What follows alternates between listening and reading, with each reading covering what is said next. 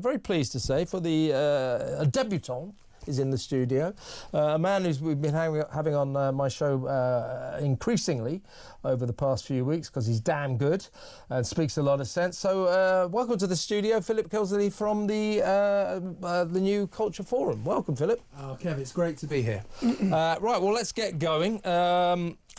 As I say, this story, I want to talk about all the cities and the towns, who many of them ask the local residents. They say they're being ruined by this constant rising influx of foreigners, basically illegal migrants, people who arrived here illegally. And then we have this thing called the Asylum dispersal scheme, which is supposed to spray them fairly around the country, but a lot of cities and towns say, well, it's not that fair, we're getting more than our fair share. This has come about because Glasgow in particular, should I say, is begging the government to stop this. They've got more than 4,000 migrants imposed on them, and more are coming, more and more and more. And they've written to the government, the officials of Glasgow, and said, listen, we just cannot take this anymore.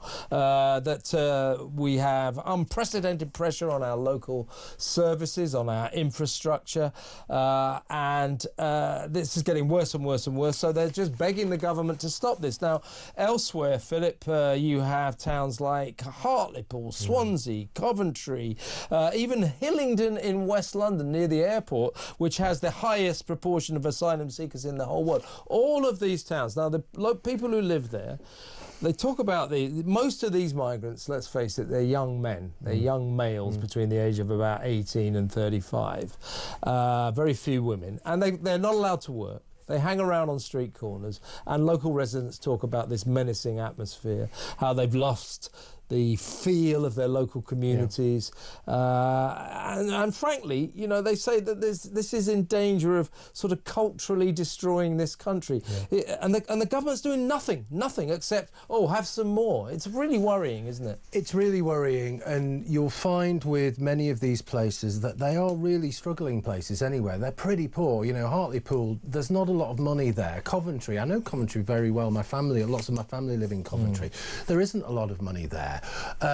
You'll find that this dispersal is kind of pushing these people to these places where the politicians, where the civil servants don't live. And so where the people in power can quietly forget about them.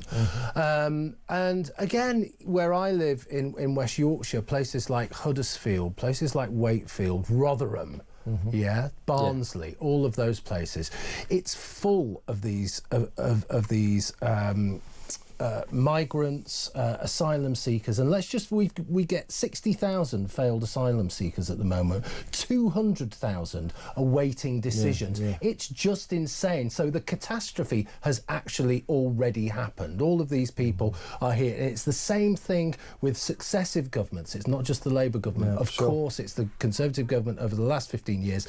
It's this ethos that just hasn't worked. This open borders insanity has wrecked our culture. I walked through some of these old textile towns where I live, which are beautiful places, but they're like ghostly places because all of this amazing Victorian architecture, and there's nothing happening. There are just young men, as you say, hanging around. People don't go into the city centres because they're frightened, because there are drugs there. You smell weed everywhere. It's just really appalling. Yeah, and people have been quoted in these various communities, as I say. The Glasgow is our asylum migrant capital of Britain, but you have towns like Hartlepool, as you said, Swansea and Coventry.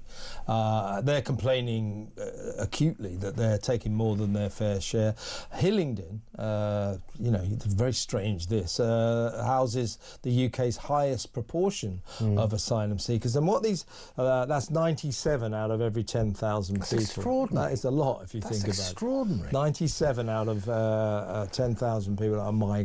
Are, and you know, we've got to remember, Philip. You know, I don't want to be too harsh and unkind, or maybe I do.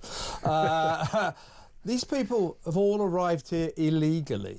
They've just pitched up on our beaches. They've arrived in an illegal vessel, these small boats, and they've demanded our hospitality, and we give it to them. Now, you know, I suppose in a modern country you can't just sort of shoot them, or you've got to do something for them.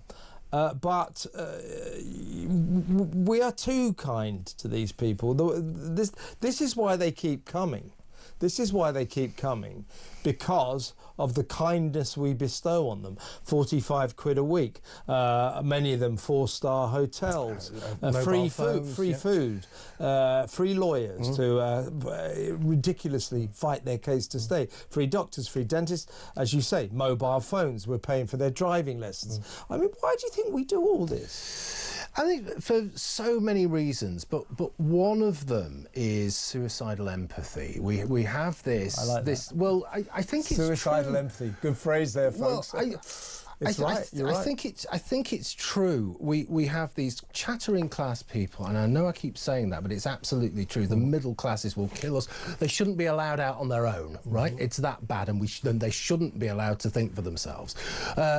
We have this suicidal empathy where they're obsessed with immigrants. They're obsessed with everybody else apart from us. They will not accept that if you have 2 million people coming into the country every year, year in, year out, that the culture, and as in these articles, the word here is cohesion, that all of that will just go by the wayside. Now, what's really interesting about these articles, the people who are complaining, they're not complaining in what might be termed a racist way. It's very, very measured, isn't it? They're just saying, look, there are too many people here. Yeah. We want to do something about it. It's time that we turn the tide. Obviously, the thing to do is just close the borders, stop the borders being porous. Stop the migrants coming, you know? But they're not doing anything about that. Now, in terms of what you're talking about, now the guy in Glasgow, Glasgow just says it literally cannot take this pressure for much longer. Unprecedented pressure is being put on their infrastructure. The guy who's written to the government, in fact, to the Asylum Minister, Angela Eagle, good luck with that. She's not known for her dynamism, but he's a guy called Alan Casey, and he is Glasgow's convener for homelessness. And what is upsetting him is it's his job to try and find the homes. Many of them military veterans. Yeah. He's trying to find them homes, and all the available accommodation is going to these foreigners, these illegal foreigners who've been imposed on the city by the Asylum dispersal scheme.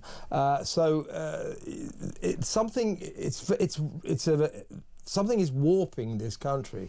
It's perverse, and it gets worse, doesn't it, in terms of the fact that we allow 1 million in legally every year, and you go up now to some of the cities of the north, the towns of the north, and again, I'm not saying this in a racist way, but these are cities that don't resemble what they used to. Well, you've got places like Batley, Dewsbury, Rotherham.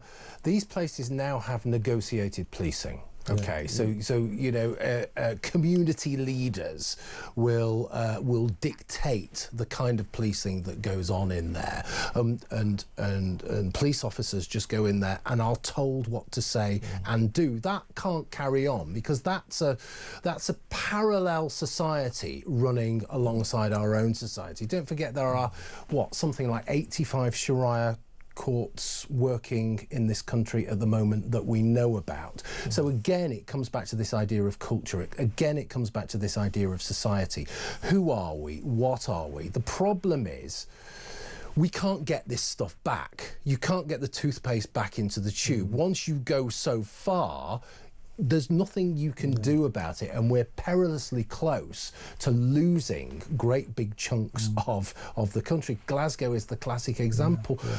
And London as well. We're in central London at the moment. You walk through central London at any night, you see so many people in the streets, and I'm you know, there but for the grace of God go I, because they all look like me. They're all middle-aged blokes. They're all white. They're all probably working class. A lot of them, many of them military. A lot of them that's the tragedy. Yeah, people who served their country, who are on the streets, and this is what a lot of local communities are complaining about. They're saying, well, we can't get housing. We go, and that the migrants are being prioritised.